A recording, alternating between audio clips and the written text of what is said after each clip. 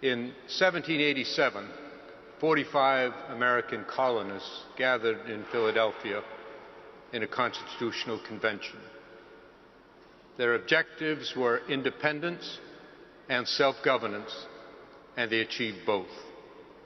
The Declaration of Independence was a powerful statement of the right of self-governance.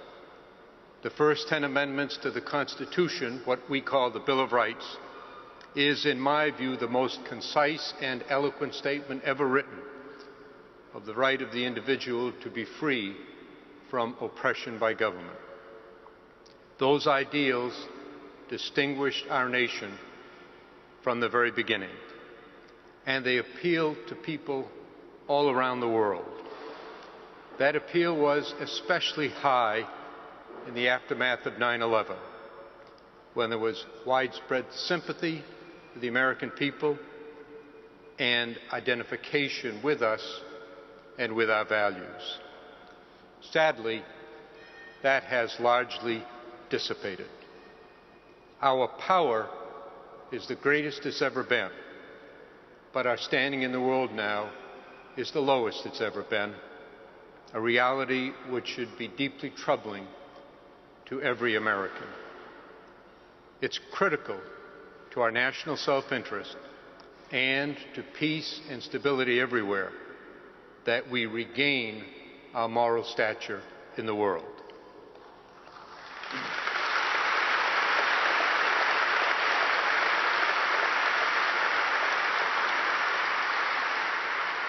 For too many people, in and out of our country, power increasingly is perceived to be the primary or even the exclusive basis of American influence in the world. But that perception is wrong. Power is clearly important, and we must be prepared to use it when necessary.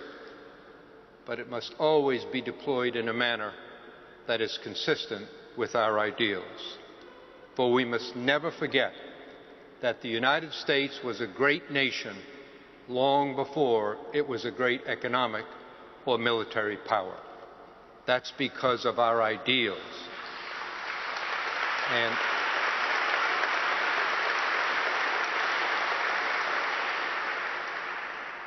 And it is those ideals that have been and must continue to be the primary basis of American influence in the world. They're largely universal, not easily summarized, but surely they include the sovereignty of the people, the primacy of individual liberty, opportunity for every member of society, an independent judiciary, and the rule of law applied equally to every citizen and to the government itself. There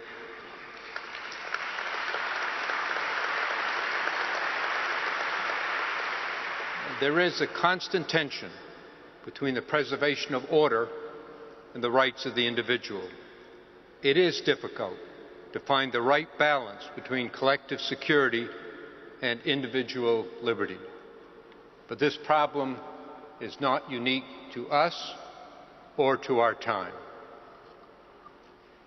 In the central scene in the great drama, A Man for All Seasons, Sir Thomas More is meeting with his family and with Roper, the hot-headed suitor of his daughter.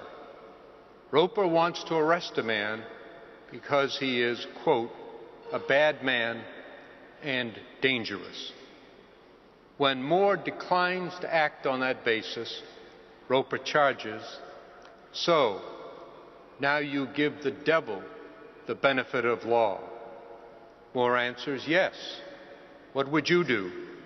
Cut a great road through the law to get at the devil?" Roper replies, "Yes. I'd cut down every law in England to do that." And Sir Thomas responds with a timeless definition of the rule of law. "And when the last law was down and the devil turned round on you, where would you hide? This country is planted thick with laws from coast to coast. man's laws, not God's. And if you cut them down, do you think you could stand upright in the winds that would blow then? Yes, I'd give the devil the benefit of the law for my own safety's sake. I repeat those last words, for my own safety's sake. The rule of law protects all of us, and we need it. In our own lifetime, we have seen how quickly a civilized, even a cultured society can descend into the abyss of lawlessness, a lawlessness which affected and degraded an entire people and plunged the world into the most destructive conflict in all of human history. In the final analysis, in our society and in all others, it is the rule of law which stands against that fateful descent. Most of us here tonight lead lives of relative ease, largely insulated from the harsh winds by our education, our resources, by the webs of friendship and influence we've woven over a lifetime.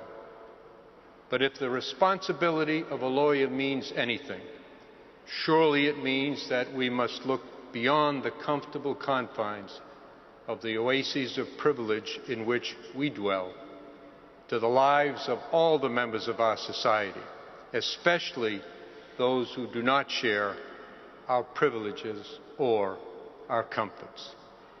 Equal Justice Works helps us to do that. Most people, especially those caught in conflicts, crave security and stability. If they are to be achieved, people need hope, and there can be no hope without opportunity. To a man without a job, to a woman who can't feed or care for her children, to a young adult lacking education and skill, discussions about the rule of law seem abstract, even irrelevant, as they worry about surviving another day. Democracy means the rule of the people. It is literally drawn from two Greek words, demos, the people, kratzi, the rule of. It must also mean opportunity and justice for all of the people. The 21st century may be, like so many in the past, a time of endless war, of famine and oppression, of widespread injustice. But it could be a time when the dominant power uses its strength carefully and commits its people, its power, and its prestige to a great and noble vision, a world largely at peace with the rule of law, freedom, education, opportunity, and prosperity extending to more and more people throughout the world. That's our challenge. We lawyers must work to make it our destiny. Thank you very much for the honor you do me this evening.